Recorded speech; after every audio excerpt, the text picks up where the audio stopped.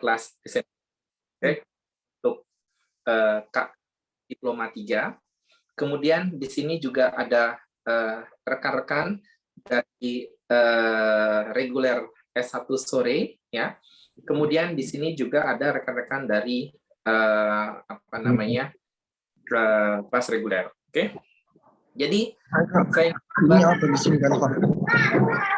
jelaskan terlebih dahulu di mana rekan-rekan untuk kelas Integrated Design Project atau KK Diploma 3 juga bahwa harus mengetahui nih bagaimana sebuah proses akuisisi dari sebuah bangunan, ya, dalam hal ini infrastruktur. Oke. Kalau yang minggu kemarin rekan-rekan juga sudah dijelaskan bagaimana memeriksa secara teknis struktur untuk struktur existing, ya. Biasanya kita harus melihat dulu nih kondisi bangunan, ya, atau kondisi struktur. Nah, dalam hal ini prosesnya untuk akuisisi dari infrastrukturnya.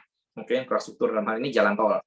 Sama juga ketika kita melakukan proses akuisisi sebuah gedung, kita harus melakukan pengecekan berapa mutu betonnya, kemudian bagaimana cara memeriksanya, dan seterusnya, dan itu sudah kita dengarkan bersama-sama di minggu kemarin, yaitu untuk pengujian destruktif dan non-destruktif test, ya. Jadi ini kalau sekarang proses pembeliannya, oke?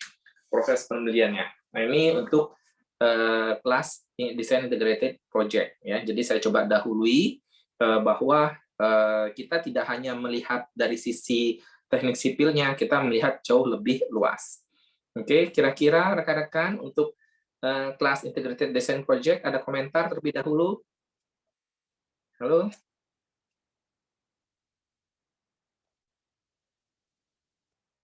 Iya, Halo, Pak. kelas Integrated Design Project, ada komentar? Halo? Ada untuk kelas Integrated Design Project? Tidak, Pak. Baik. Belum? Kita nanti akan lihat bersama-sama, ya. Kemudian untuk rekan-rekan reguler dan S1 sore, di sini juga bahwa rekan-rekan bisa terlibat langsung, ya, dalam hal ini experience the real things, ya, bahwa dengan kemampuan yang saat ini pun rekan-rekan sebetulnya bisa bekerja atau menghasilkan uang, gitu ya. Karena memang sebetulnya tidak menjadi sangat rumit, asalkan rekan-rekan hanya mau saja untuk bekerja, dan kita bisa lihat prosesnya, ya, mahasiswa, ya, untuk mengerjakan sebuah proyek dari akuisisi, ya, akuisisi atau pembelian sebuah infrastruktur. Dalam hal ini pembelian infrastruktur untuk ruas tol, ya, ruas tol Kanci Pejagaan Pemalang, kemudian Pasuruan Probolinggo, ya, atau dengan kata lain SMR, PPR, kemudian Paspro. Kesemua ruas tol ini menjadi bagian dalam tol yang kita sebut sebagai tol Jawa, ya, yang dimiliki oleh WTR, Waskita Toll Road, ya. Jadi kita harus melihatnya proses pembelian secara kajian teknisnya, ya, secara kajian teknisnya, dan ini tidak menjadi rumit, ya, dan tapi harus memang dikerjakan dan bisa untuk dikerjakan oleh mahasiswa, ya, dan mahasiswa bisa mendapatkan gambaran secara menyeluruh bagaimana proses akuisisi dari sebuah bangunan tertentu, dalam hal ini bangunan infrastruktur, ya. Oke. Baik, rekan-rekan, ada yang ingin ditanyakan sebelumnya? Ya. Oke. Ada yang ditanyakan sebelum mulai? Ya, baik. Kita akan coba melihat bagaimana proses akuisisi, ya, akuisisi sebuah proses akuisisi infrastruktur. Baik, waktu dan tempat saya persilahkan Disna.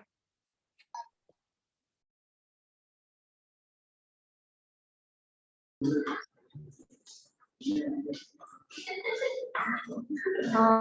Assalamualaikum warahmatullahi wabarakatuh. Perkenalkan, sebelumnya saya Lisna Hauranisa, mahasiswa Teknik Sipil 2019, saya semester 6 sekarang. Pada kesempatan kali ini saya di sini akan membahas seperti yang sudah tadi Pak Ihsan katakan, di sini saya ikut membantu akuisisi jalan tol, perpindahan secara ininya perpindahan kepemilikan gitu.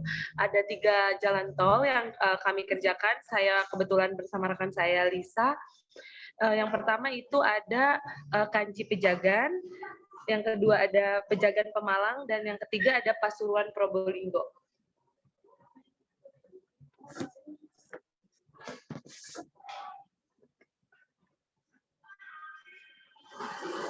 Nah, pada pekerjaan akuisisi ini atau yang biasa saya sebut due deal atau due diligence ini mengenai ruang lingkup pekerjaannya, yaitu due diligence itu adalah proses kepemilikan tol berdasarkan legal dan kebebasan komponen penghubung lainnya.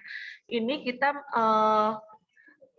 pergantian kepemilikan dari waskita melalui ke swasta gitu.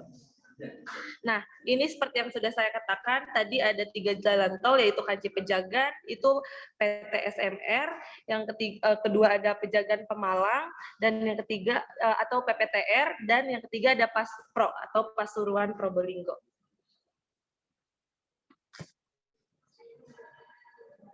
Next. Nah, apa aja sih tahapan pada pengerjaan due deal yang saya lakukan bersama rekan saya ini? Yang pertama itu kita melakukan survei jalan tol. Jadi survei jalan tol itu kita ke sana langsung ke lokasi pembangunan jalan tol itu. Nah, untuk yang Pasuruan Probolinggo kan ada 4 sesi. Nah, kebetulan ada sesi yang terakhir itu belum selesai, jadi kita turun ke lapangan secara langsung ke jalan tolnya memeriksa pembangunan tol tersebut. Yang kedua ada menghitung volume kerusakan jalan tol.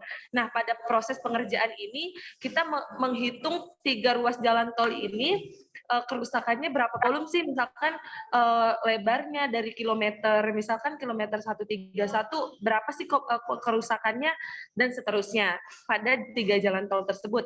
Yang selanjutnya ada memeriksa kelengkapan dokumen teknis dan kontrak tol. Nah, seperti misalnya data-datanya kita yang dulu-dulu dari sebelum pembuatan jalan tol tersebut sampai dengan saat ini. Dan yang terakhir ada membuat laporan due deal-nya. Nah, membuat laporannya itu apa aja sih? Kita memeriksa checklist yang sudah disiapkan dan yang sudah seharusnya diisi oleh untuk kelengkapan dokumen itu, kayak misalnya pokoknya dari satu-satu kita periksain secara detail pada 3 jalan tol tersebut. Next.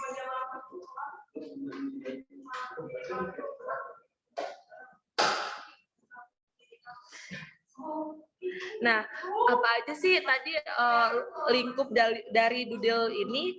Nah, yang pertama itu review kepatuhan atas kesesuaian rencana teknis dan mutu.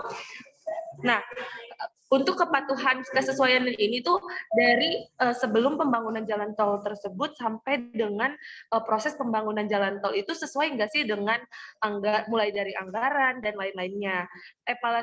Evaluasi kesesuaian rencana teknis dan mutu pada major sistem pekerjaan berdasarkan RTA di PPJT. PPJT itu yang menaungi peraturan jalan tol gitu, dengan realisasi pelaksanaan untuk keseluruhan ruas tol yang ditargetkan. Nah, ruas tol yang ditargetkan berarti kita kan mengerjakan dalam due deal ini ada 3 jalan tol. Nah, jadi kita memeriksa satu-satu gitu. Next.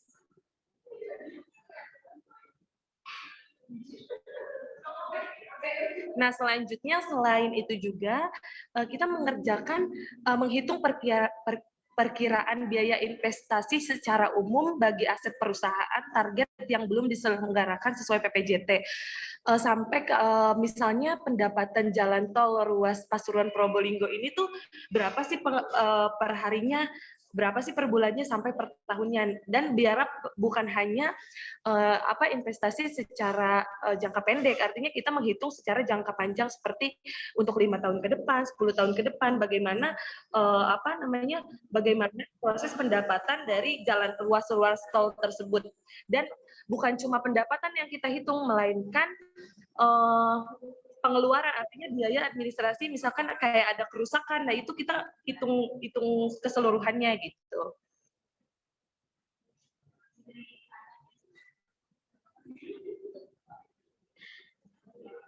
Nah, seperti yang sudah saya katakan tadi, perhitungan identifikasi resiko klaim-klaim dari kontraktor dan stockholder lain terkait pelaksanaan konstruksi jalan tol berdasarkan dokumen kontrak konstruksi. Nah, evaluasi ini tuh dilakukan secara kontraktual terhadap identifikasi resiko dari kontraktor utama dan stakeholder lainnya terhadap major item pekerjaan berdasarkan dokumen kontrak konstruksi. Jadi kita periksa nih sesuai nggak sih dengan administrasi kontraknya, kita lebih ke mengerjakan administrasi kontraknya itu.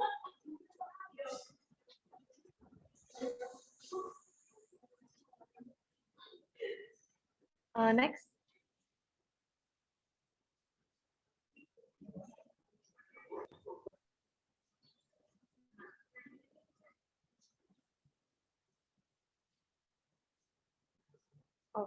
Mungkin itu aja yang bisa saya jelaskan secara singkatnya saja gitu ya, buat sharing ke teman-teman. Boleh kalau misalkan ada yang bisa ditanyakan, nanti yang sekiranya saya jawab, yang enggak mungkin nanti sama Pak Ihsan biar dijelaskannya lebih detail. Izin bertanya, Mbak, boleh?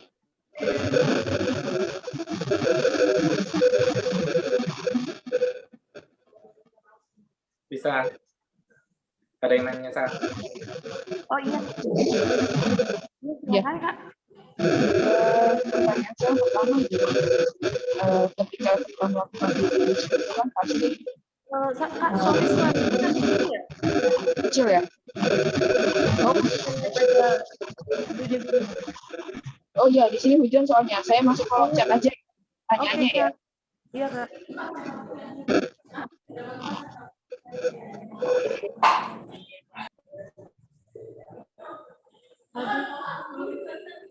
Halo. Ya. Febri, silahkan. Saya bertanya di kolom chat, Pak, soalnya suaranya kurang bagus. Oh iya, baik.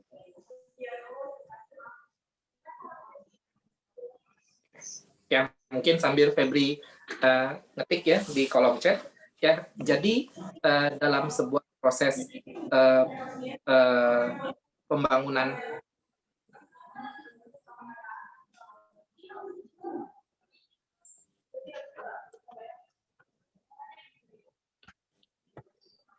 Oke, siapa ya? Oke, kita mungkin ini dulu, mute dulu sebentar. Ya, jadi dalam sebuah proses pembangunan infrastruktur, ya, terutama jalan tol, ada pengelolanya, yaitu dikuasai oleh pemerintah. Dalam hal ini namanya Badan Pengatur Jalan Tol atau BPJT. Badan Pengatur Jalan Tol, dialah yang merencanakan jalan tolnya.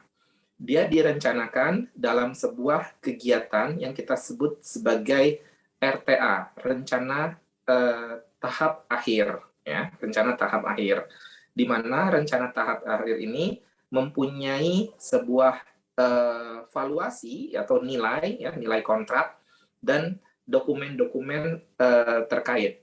Walaupun ya dokumen-dokumen terkait tersebut belum menjadi dokumen detail, tetapi dia mempunyai nilai tertentu atau valuasi tertentu. Nilai valuasi tertentu ini ya kita sebut sebagai apa namanya? Kita sebut sebagai business plan. Jadi nilainya ada tertentu. Dia tidak boleh keluar dari situ. Kenapa? Karena kita ingin menetapkan biaya jalan tolnya per kilometer per tipe kendaraan, ya, per kilometer per tipe kendaraan untuk bisa menghitung dalam satu jangka waktu tertentu konsesi, ya, dalam jangka satu waktu tertentu konsesi. Oke, nah di ruas tol ini tentu tidak semulus itu, pasti banyak hal yang tidak sesuai dengan RTA, ya, misalnya kualitas pekerjaannya yang buruk, ya, kemudian kondisi lalu lintasnya yang sepi, ya, kemudian dan lain-lain. Nah, ketika orang ingin membelinya, tentu dia harus melihat dong bagaimana kondisi real teknis di lapangan, ya, untuk dia bisa untung kan. Masa orang membeli jalan tol rugi kan? Karena yang dibeli bukan jalan tolnya, tetapi masa konsesinya. Jadi masa konsesinya dibeli semua. Nah, masa konsesi ini dibeli berikut dari modal awalnya, berikut dengan yang kita sebut sebagai perawatan dan perbaikan perawatan jalan tolnya. Oke, nah itulah. Nah, dalam proses akuisisi ada tiga. Pertama, dalam proses akuisisi ada 3 penilaian teknis, kita sebut sebagai due diligence, evaluasi secara menyeluruh, ya, evaluasi secara menyeluruh. Pertama yaitu evaluasi secara menyeluruh untuk bidang legal atau secara hukum. Yang kedua untuk bidang finance, ya. Jadi ada nggak hutang piutang, ya, ada nggak kewajiban-kewajiban yang belum terselesaikan atau yang belum terbayarkan. Oke. Dan yang terakhir adalah teknis. Nah, yang kita lakukan, yang Lisna lakukan bersama dengan rekan satu lagi adalah kita melihat jalan tolnya secara menyeluruh, ya, jalan secara menyeluruh, yaitu secara visual, ya, secara visual. Nah, dalam hal ini secara visual kita melihat menggunakan mobil, ya, menggunakan mobil. Nah, tetapi mobilnya dia agak berbeda. Dia mempunyai sebuah sensor untuk bisa melihat getaran, ya, kita sebut sebagai accelerometer. Dan kemudian sensor inilah yang akan melintasi jalan tol tersebut. Oke. Nah, sensor ini yang melintasi jalan tol tersebut karena ada di mobilnya, dan dia akan bisa melihat bagaimana kondisinya, misalnya kerusakan-kerusakan yang terjadi di jalan tol. Oke. Nah, kerusakan yang terjadi di jalan tol, misalnya ada patch hole, ya, spalling, ya, retak memanjang, ya, retak melintang, itu bisa dilihat. Selain itu juga bisa dilihat melalui kamera, ya, atau kita sebut sebagai kamera. Setelah kita mendapatkan kondisi jalan tolnya, kita menghitung jenis kerusakannya, kemudian berapa kerusakannya atau volume kerusakannya, jadi secara panjang maupun secara luasan. Nah, dari panjang dan luasan, maka kita bisa melihat berapa biaya perbaikannya per saat itu. Berapa biaya perbaikannya per saat itu. Kemudian kita akan coba lagi beberapa sampling, ya, jadi beberapa kali dalam waktu tertentu, maka kita mendapatkan sebuah kurva penurunan performa dari jalannya, atau kita sebut sebagai PCI, ya, PCI, Pavement Condition Index terhadap waktu, atau kita sebut sebagai kurva untuk manajemen perawatan jalan tolnya. Selain itu, jalan tolnya juga kita lihat secara menyeluruh, misalnya melalui drainasenya, ya, kemudian jembatan-jembatannya, overpass-nya, underpass-nya, ya, kemudian box carpet-nya, kemudian interchange-nya, untuk kemungkinan-kemungkinan yang lainnya, misalnya perawatan besar dan seterusnya. Oke, mungkin Lisna bisa ditampilkan lagi itunya, PPT-nya.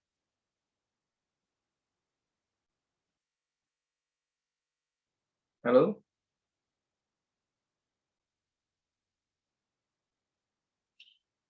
Halo, Nak?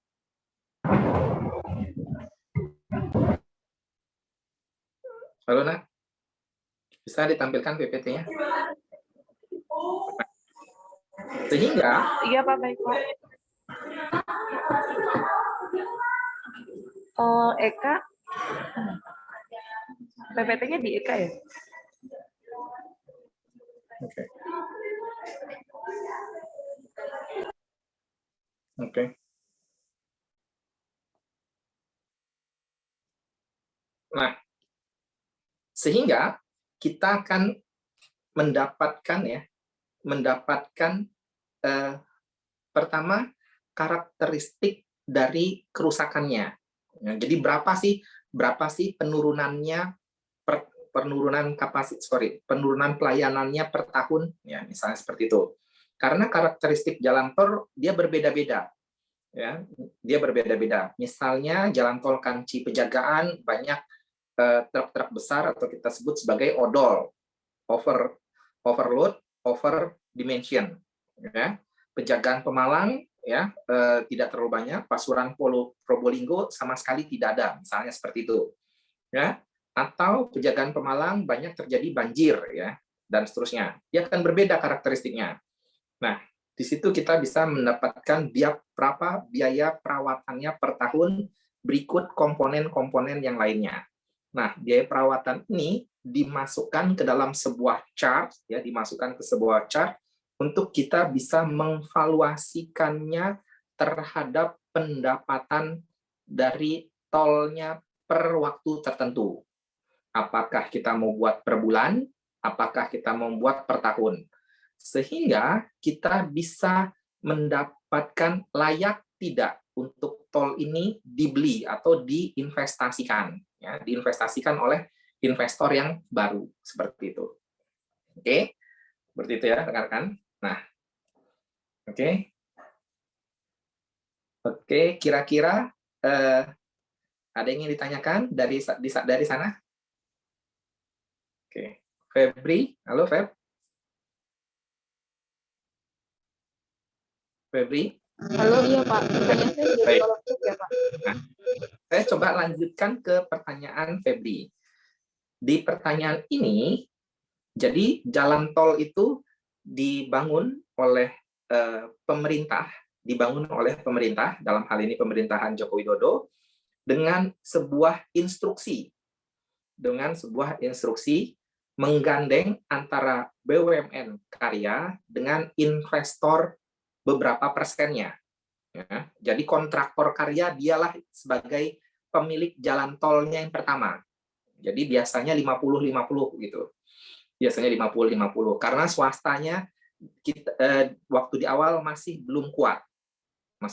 Belum ada jalan tol yang dibangun oleh swasta murni, belum ada. Ya, karena resikonya terlalu tinggi. Oke. Nah, kemudian setelah itu jalan tol itu setelah itu BUMN karya karena memang pada dasarnya bukan sebagai pengelola jalan tol, tetapi sebagai kontraktor untuk membangun bangsa, maka jalan tol itu harus dijual. Nah, sehingga karena untuk mendapatkan cash flow kembali untuk bisa melanjutkan proyek-proyek selanjutnya, harus dijual. Dijual ini tentu oleh pihak bukan pemerintah, karena biaya jalan tol sebagai BUMN karya dibebankan kepada APBN. Nah, dijual kepada bukan pemerintah. Nah, biasanya ke swasta. Sepanjang ini harapannya adalah dijual kepada asing agar mendapatkan aliran dana devisa, ya, atau pendanaan dari luar negeri. Nah, tetapi sepanjang pengetahuan saya belum ada jalan tol yang dimiliki oleh asing. Jadi jalan tol di Indonesia belum laku dijual kepada asing. Oke, ditawarin banyak ya gitu. Jadi banyak dibeli oleh konsorsium swasta Indonesia atau hanya satu swasta Indonesia. Misalnya konsorsium swasta ya, misalnya banyak jalan tol konsorsium swasta. Jadi beberapa swasta kemudian bersatu untuk membuat perusahaan dan dibelinya. Kedua adalah dengan sebuah perusahaan swasta, misalnya jalan tol punya Astra, ya, atau jalan tol punya yang lainnya. Nah, bagaimana proses due diligence-nya? Tentu yang akan menilai ya, adalah yang membelinya, ya, yang membelinya. Dalam hal ini adalah si swastanya, ya. Jadi si pembelinya yang menilai. Jadi kalau saya beli rumah atau beli mobil kan saya harus cek-cek dulu tuh, ya.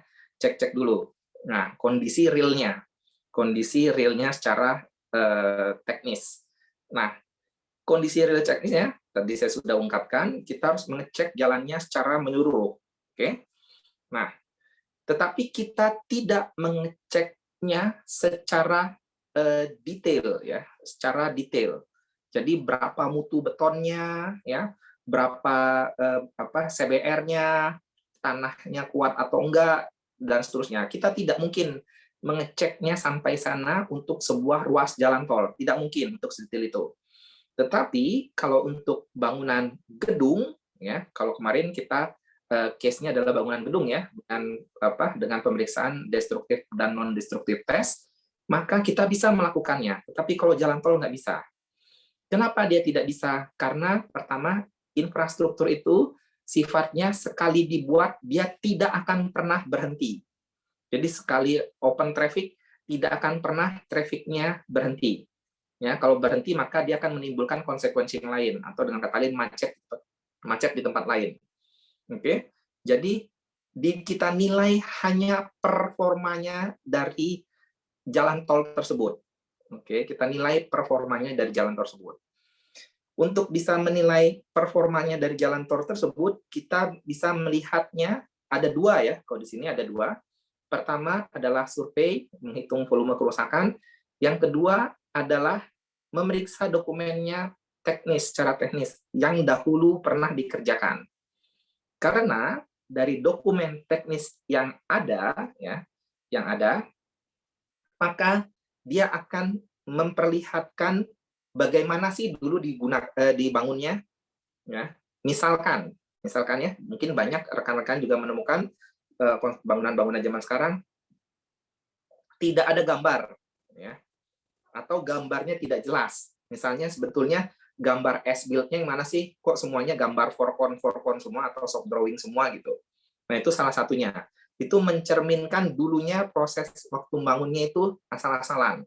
Dan itu banyak tol-tol di Indonesia tidak mempunyai gambar, ya, karena dikejar waktu dan seterusnya.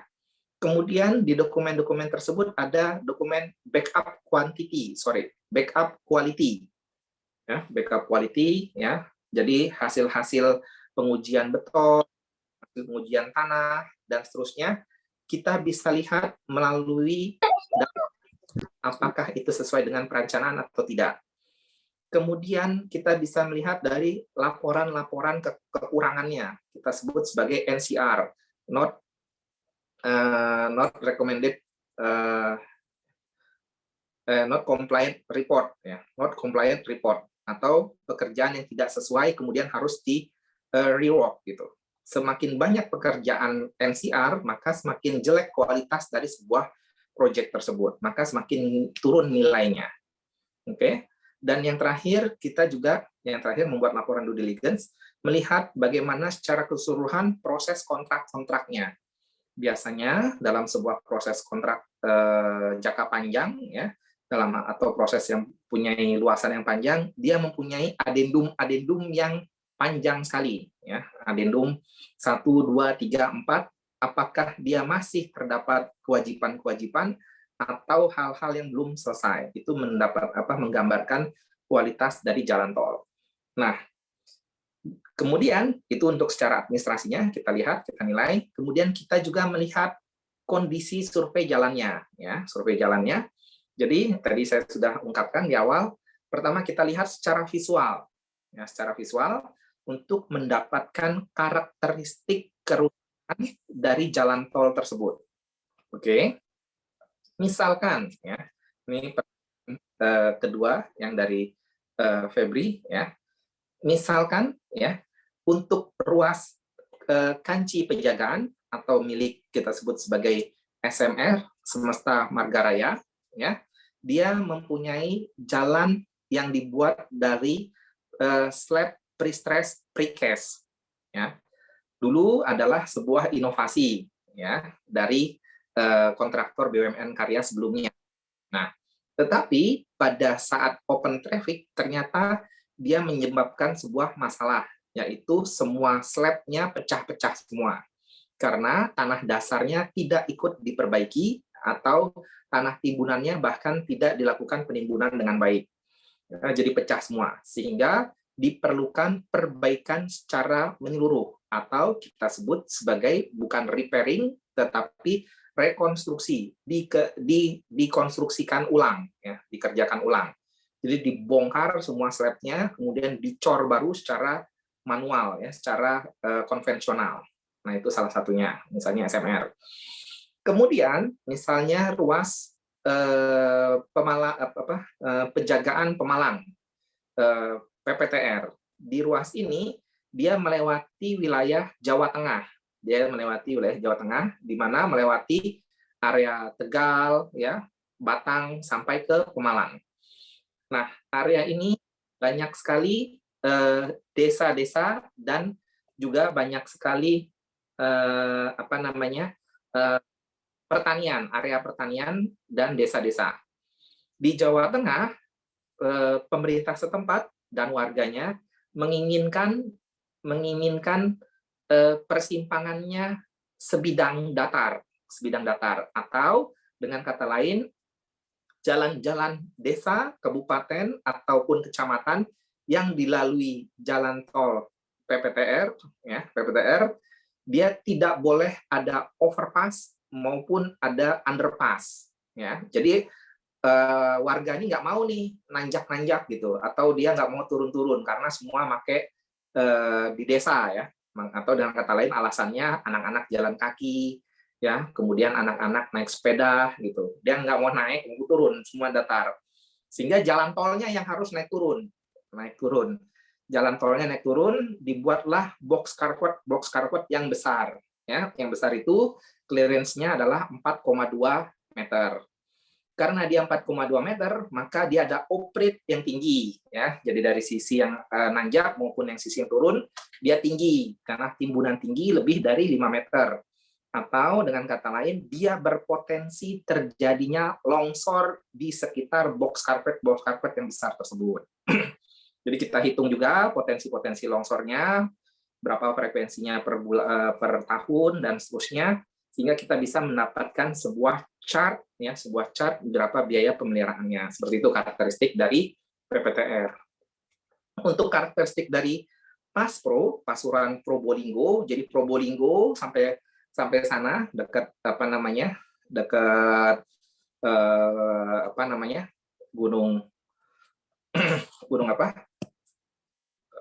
lupa ya. Nah, di sana karakteristiknya banyak tanah pertanian dan juga banyak saluran-saluran irigasi, ya. Jadi musuhnya di sana air. Tetapi untuk Pasuruan Probolinggo, dia banyak hal-hal administrasi yang belum selesai, ya. Atau dengan kata lain, ujungnya dia belum sampai mencapai Jalan Pantura. Atau dengan kata lain, sebetulnya dia belum dilalui oleh truk-truk besar, ya, odol, over dimension, overload, ya. Atau dengan kata lain, jalan tolnya belum teruji 100%. Jadi berapa sih kerusakannya? Belum 100%, masih bagus-bagus banget nih. Karena truknya sedikit, mobil penumpangnya banyak, tetapi volume kendaraannya juga sedikit. Kita belum tahu. Nah, itulah karakteristik-karakteristiknya. Kemudian kita plotkan jenis-jenis kerusakan, jenis-jenis potensi bahaya, berapa biayanya, kemudian kita plotkan per satuan waktu panjang, ya. Apakah dia per bulan, apakah dia per tahun, kemudian kita plotkan juga, ya, berapa biaya masuknya, ya, pendapatan dari jalan tol. Apa itu pendapatan dari jalan tol? Kita sebut sebagai LHR, ya, lalu lintas harian, ya. Jadi berapa mobil kelas 1, kelas 2, kelas 3, dan baru dikalikan berapa nilai kontrak dari RTA di awal, BPJT di awal. Nah, seperti itu. Oke. Jadi itu tindak lanjutnya. Jadi berapa biayanya? Oke. Nah, dari sana ya kita mendapatkan sebuah kesimpulan, ya, sebuah kesimpulan layak tidak jalan tol ini diakuisisi dari pihak kedua ini, swasta ini. Oh, ternyata masih mempunyai keuntungan, ya, keuntungan sekian, kan? Oh, ternyata di ruas ini ternyata boncos ya, selain dia banyak banyak perbaikan, ternyata hutang-hutangnya juga banyak gitu. Oh, ternyata ruas ini jadi ada 3 ruas saling menutupi. Oh, ternyata masih untung gitu. Oh, ternyata kalau saya beli ruas ini ya, ketiga ruas ini, maka sama saja saya membeli sebuah corporate jalan tol ya, dalam hal ini WTR ya, Waskita Toll Road ya, misalnya seperti itu. Karena Waskita Toll Road itu dia punya 12 jalan tol ya, dia punya 12 jalan tol. Belum selesai semua ya, misalnya Becak Ayu masih belum bisa dijual ya. Kemudian Bocimi masih belum bisa dijual ya. CTP sudah dijual, PP dan seterusnya masih belum. Nah, tapi dia akan menjadi mayoritas. Ketika dia menjadi mayoritas, maka dia akan menjadi sebuah penguasa gitu, misalnya seperti itu ya. Menjadi sebuah penguasa. Nah, misalkan di ruas Transjakarta ini bisa dibayangkan ya rekan-rekan, dari ruas Cikampek ya sampai Palimanan atau kita sebut sebagai Cipali, dia dikuasai oleh Astra ya, tolnya Astra. Kalau dia punya sampai ke Semarang ya, dalam hal ini SMR, PPTR dan satu ruas lagi ya, maka bayangkan yang buat mobil Astra, yang punya jalan Astra, yang punya pabrik sekitar juga Astra. Jadi di situ kan ada sentra industri Batang ya dan seterusnya. Gitu. Jadi ini adalah sebuah langkah-langkah yang dipertimbangkan oleh pemiliknya. Dalam hal ini kita sebut sebagai due diligence atau kita sebut sebagai kajian tuntas. Jadi kajian tuntas secara menyeluruh. Jadi kita melihat hal teknis tetapi tidak melihat dari satu sisi saja. Oke. Nah, tahun masa konsesi yang dibelanjakan oleh pihak swasta tersebut. Nah, dia sudah ditetapkan oleh BPJT. Ditetapkan masa konsesinya 30 tahun. Dia sudah ditetapkan 30 tahun. Ada yang 45, ada yang 50 tahun. Sesuai dengan kontrak BPJT-nya. Nah, disitulah kita bisa menghitungnya. Oke, jadi kita bukan menghitungnya di akhir, tetapi menghitungnya per satu satuan waktu sesuai dengan kenaikan LHR-nya. Oke, nah seperti itu. Nah, aspek ada aja yang dievaluasi tahap due diligence. Jadi secara due diligence ada 3 aspek. Yang pertama adalah aspek hukum, aspek finance, kemudian aspek technical. Ketiga-tiganya saling berkait. Oke. Untuk aspek teknis, kita melihat ada 2. Pertama, kondisi fisik dari konstruksinya, jalan tolnya, ya. Kita sebut sebagai badan jalan. Yang kedua adalah konstruksi dari semuanya. Misalnya interchange, box culvert, jembatan, ya, gedungnya, ya, kemudian toll gate-nya. Kemudian yang satunya lagi adalah kita memeriksa secara dokumen-dokumen teknisnya.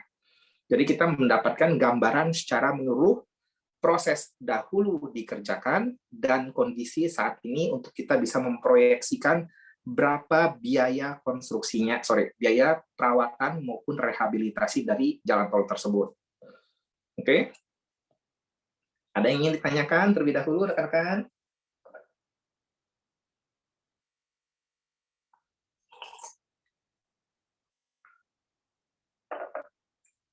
Oke.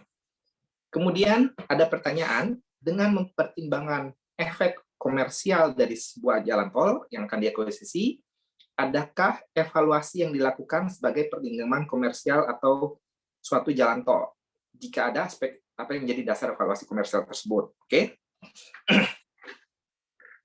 Oke. Nah, biasanya pembeli kedua dia hanya melihat kondisi jalan, hanya melihat jalan tolnya saja. Pembeli kedua biasanya melihat jalan tolnya saja. Oke. Misalnya dia melihat hanya trafficnya saja. Kemudian dia melihat hanya keuntungan dari rest areanya saja. Kemudian dia melihat hanya dan seterusnya. Oke. Oke. Tetapi ketika pembangunan awal, ya, jadi biasanya BUMN karya, ya, BUMN karya atau yang pihak pertama yang pertama kali membangun, dia sudah menginvestasikannya dana-dana yang lain di sekitar jalan tol. Ya. Misalnya dia membeli tanah yang sangat luas di area-area exit tol. Ya. Kemudian dia membangun tanah-tanah prime di sekitarnya, atau kita sebut sebagai land bank. Ya. Jadi kita simpen beli tanah yang luas, kita simpen untuk nanti dibangun atau untuk nanti dijual gitu. Nah, itulah bedanya antara yang yang membangun di awal, biasanya juga dia ikut menginvestasikan. Ya, jadi beli tanah-tanah di sekitar yang sudah direncanakan. Jadi dulu direncanakan orang masih belum tahu apa-apa kan? Masih belum beli apa-apa kan? Nah, dia udah beli tanah duluan nih yang banyak nih, yang besar, coupling besar di area-area exit tolnya. Nah, di situ kemudian baru nanti kemudian hari dilakukan pembangunan atau dijualnya. Nah, diinvestasikan ini dari mana? Ya, diinvestasikan ini dari mana? Kan toh dia juga sebenarnya kan boncos kan sebenarnya, karena dia kan kontraktor, masa mau ada duit lagi untuk beli tanah yang lain kan? Biasanya diinvestasikan melalui dana-dana pengelolaan pribadi, ya, atau dana-dana kita sebut sebagai dana swakelola, misalnya dana pensiun, dana koperasi, dan seterusnya. Jadi pihak-pihak pembangunan pertama dia biasanya menginvestasikan kepada land bank-nya tersebut, oke, untuk menjadi evaluasi komersial, oke, itu. Nah, kalau untuk yang jalan tolnya hanya dua biasanya evaluasinya, dari LHR dan juga dari sewa-sewa yang ada di rest areanya. Oke, rekan-rekan, ada lagi yang ingin ditanyakan? Apakah sudah menjawab, Febri? Kemudian apakah Sidik sudah menjawab? Halo? Sudah, Pak. Oke, baik. Ya. Secara kemampuan, rekan-rekan pasti bisa mengerjakan sebuah pekerjaan seperti ini, mengevaluasikannya ini. Dan ini menjadi hal yang sama ketika asing membeli, ya, atau asing membayar, ya. Misalnya kita ada sebuah kasus asuransi kebakaran, ya, maka bangunan tersebut harus dievaluasi berapa sih kerugiannya. Nah, asing membeli biasanya pengen yang serba hebat, ya, misalnya Biro Veritas, ya, dan seterusnya. Nah, itu menjadi rumit, tetapi sebetulnya rekan-rekan bisa karena tools-nya tidak terlalu rumit, ya, hanya Excel, Word, ya, PowerPoint, hanya 3 itu saja. Jadi rekan-rekan pasti bisa mengerjakan hal-hal seperti ini. Nah, itu yang pertama. Nah, spesialnya untuk pengakuisisian ini, ya, adalah metode untuk kita bisa melihat kondisi jalan tolnya. Tadi saya sudah ungkapkan bahwa tetap menggunakan mobil, ya, sebuah mobil biasa, ya, mobil biasa, tetapi dia mempunyai kamera biasa, ya. Kemudian juga kamera handphone, bahkan kemudian dia mempunyai ada sensor, ya, sensor getar akselerometernya untuk kita bisa melihat kondisinya. Nah, sensor getar ini kita melintasi ruas ruas per ruasnya, jadi lajur per lajurnya. Jadi di situ akan berasa ada lubangnya, ya, ada patchingnya, ada retak memanjangnya dan seterusnya. Kita bisa lihat data dari data getarnya sehingga kita bisa mendapatkan kondisi-kondisi jalan tolnya. Oke. Nah, rekan-rekan semua, ya, Prodi juga menyediakan apa namanya start your engine untuk memulai startup, ya. Jadi salah satunya rekan-rekan biasanya nanti kita mulai di minggu depan di hari Jumat untuk membuat sebuah produk, ya. Dalam hal ini sebuah produk apa namanya? Produk dalam hal ini adalah produk berbasis teknologi, ya. Produk berbasis teknologi untuk bisa dilakukan dijual gitu. Nah, salah satu sampel yang akan kita pelajari, ya, di hari Jumat hybrid adalah kita membuat mobilnya itu. Jadi kita membuat mobil untuk kita bisa mendeteksi berapa kerusakannya. Oke. Kita buat mobilnya. Jadi mobilnya kita kasih sensor-sensor semuanya. Mobil ini secara umum, ya, biasa digunakan di pemerintahan. Mobil ini biasa digunakan di pemerintahan, dalam hal ini Departemen Perhubungan, untuk melihat kondisi jalan atau kita sebut sebagai apa namanya mobil survei jalan. Biasanya mobil ini adanya di STTD, ya, Sekolah Transportasi Darat atau punya Departemen Perhubungan. Nah, karena punya pemerintah dan diimpor, mobil ini menjadi mahal sekali, ya, miliaran. Tapi kita bisa lihat ternyata dengan membuat sendiri komponen-komponen yang ada, ternyata hasilnya juga menjadi valid dan bisa digunakan untuk proses akuisisi dari proyek infrastruktur, ya, dari sebuah infrastruktur, dan itu menjadi validitas tertentu. Oke.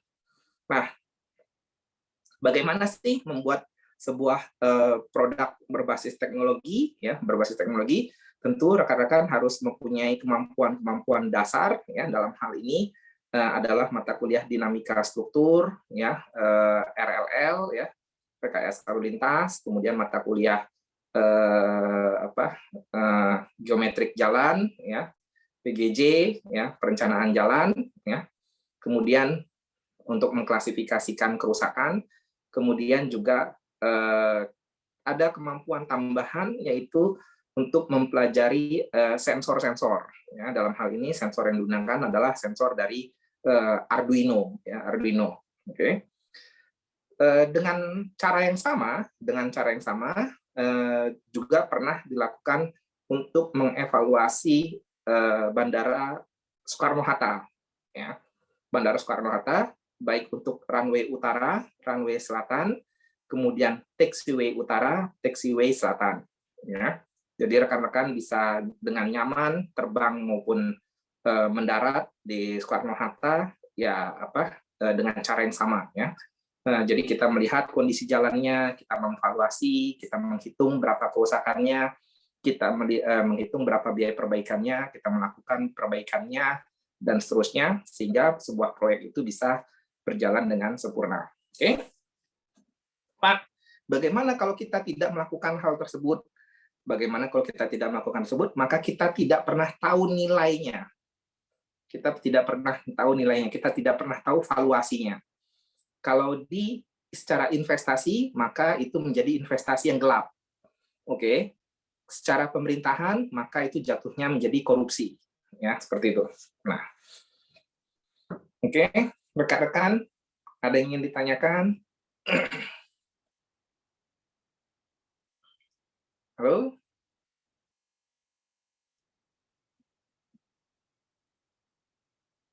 Ada lagi kira-kira? Dari reguler, mungkin ada yang tanyakan? Saya boleh nanya? Boleh. Pak, ini kan saya nggak ngikutin dari awal seperti apa. Berartinya proyek dalam artian proyek ini udah selesai, Pak, ya? Proyeknya sudah selesai. Sudah Oke, jadi. ya.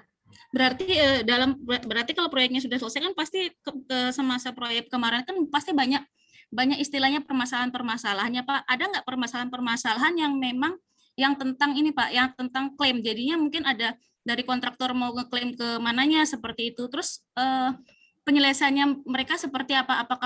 Apakah diselesaikan secara intern saja atau sampai masuk ke arbitrase? Oke, ada contohnya di ruas SMR. Di ruas SMR masuk arbitrase, di mana pemilik tidak menerima hasil pekerjaan kontraktor. Ya, dalam hal ini sampai open traffic kondisi jalannya masih rusak, perlu dilakukan perbaikan. Sehingga kontraktor tidak dibayar, kontraktor marah, ya, karena kenapa tidak dibayar? Karena tidak one prestasi menurut sisi pandang owner, tapi menurut sisi pandang kontraktor belum dibayar, ya. Masuk arbitrase, banyak permasalahan, tetapi ujungnya damai dengan sebuah nilai tertentu, ya, dengan nilai tertentu. Itu salah satu ruasnya karena di ruas SMR. Oke. Ada juga di ruas Pastro, ya. Itu ruas terakhir di ujung, ya, di Jawa Timur, di ujung ruas terakhir, di mana kemampuan BUMN karya dalam hal ini WTR, dalam hal ini induknya Waskita udah nggak punya duit, ya, atau dengan kata lain kasnya minus, butuh investasi baru, atau dengan kata lain semua yang dikerjakan ini harus dijual. Udah nggak punya duit, maka yang di ujung dia belum selesai, ada seksi 4 yang belum selesai, harus dijual. Oke, harus dijual. Nah, rugi dong orang beli proyek yang belum jadi, ya. Pertama, nilainya belum pasti, ya. Jadi saya berapa sih dapat duitnya, valuasinya belum pasti.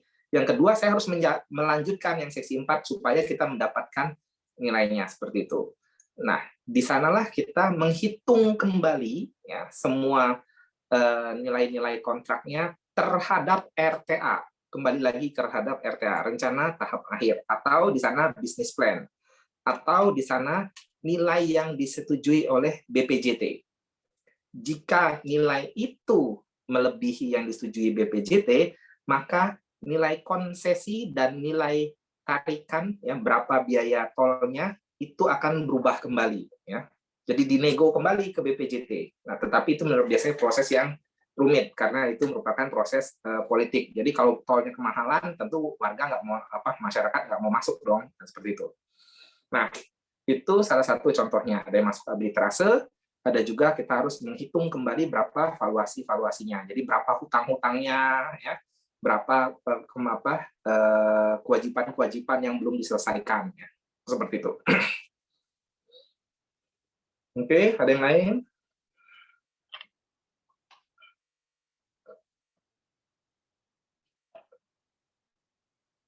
Oke. Ada?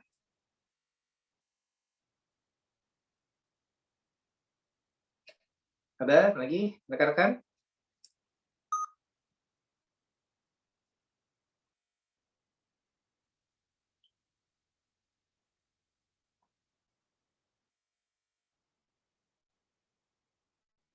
Baik, kalau tidak ada, ya, mungkin dari Lisna terakhir ada yang mau disampaikan?